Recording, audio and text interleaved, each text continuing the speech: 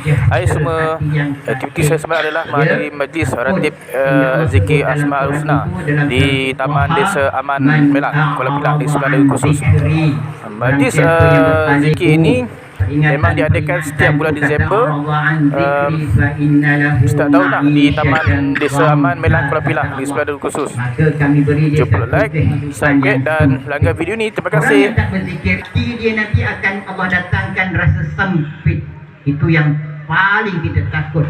Ya, kata Allah, man a'rada an dzikri fa inna lahu ma'isyatan dhanka.